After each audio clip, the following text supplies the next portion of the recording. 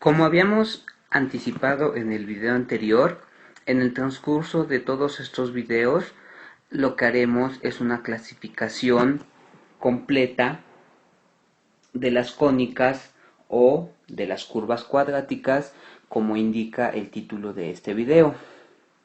En este video lo que haremos va a ser presentar dos definiciones. Estas dos definiciones nos ayudarán a ir adquiriendo las herramientas necesarias para poder hacer dicha clasificación. En ese sentido, empezaremos con esta primera definición. Ella nos dice o nos presenta lo que es un polinomio cuadrático en las variables x, y. Y básicamente dice que un polinomio cuadrático en las variables x, y es una expresión de este estilo que estoy subrayando en este momento. Y a la cual vamos a leer p de x, y es igual a ax cuadrada más bxy más cy cuadrada más dx más ey más f. Además, lo que hace la definición en lo que resta va a ser presentarnos el nombre de cada uno de los elementos del polinomio. Primeramente dice que todos los coeficientes del polinomio cuadrático, es decir, a, b, c, d, e y f, son números reales. Una parte importante es esta, que al menos a, b o c deben de ser distintos de 0, es decir, al menos a, b o c debe ser distinto de 0, porque si a, b y c fueran 0, el polinomio en realidad no sería cuadrático, sino que sería lineal. Pero justo nos interesa trabajar con polinomios cuadráticos, por eso es importante mencionar que a, b o c, al menos uno de ellos tres, o los tres, o dos, pero al menos uno tiene que ser distinto de 0 para poder garantizar que en efecto estemos hablando de un polinomio cuadrático. Además, esta parte, la que tiene los términos con los coeficientes a, b y c, le vamos a llamar la parte cuadrática del polinomio, y es evidente el por qué.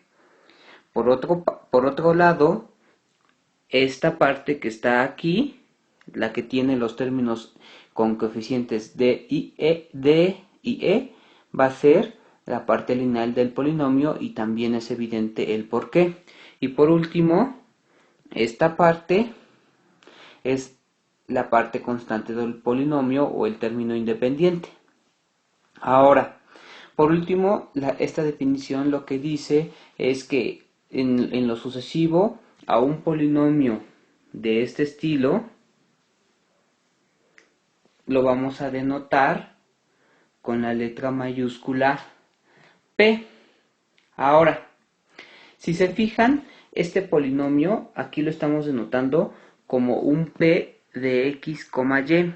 Es decir, yo puedo pensar que P también es una función, es decir, P es una función cuyas variables son la variable x y la variable y. Y si se fijan, esta función da como resultado toda esta suma, que a final de cuentas podemos decir que toda esta suma termina siendo un número real. En ese sentido, cabe darse cuenta o vale la pena darse cuenta que entonces un polinomio como el que acabamos de presentar, es decir, un p de x, y, lo podemos pensar como una función cuyo dominio son los reales al cuadrado, es decir, R2. ¿Por qué? Porque toma dos variables, x, y cuyo contradominio son los reales. ¿Por qué? Porque a final de cuentas, todo esto, que es el resultado de p de x, y, no es más que un real. Es decir, podemos pensar que toma dos variables x, y nos arroja una nueva variable que está en R. Es decir, a un polinomio de dos variables también se le puede pensar como una función que va de R2 en R. En ese sentido, cabe la pena hacer la siguiente aclaración y a partir de ella establecer la siguiente definición. Como ven, acabo de escribir lo que comenté.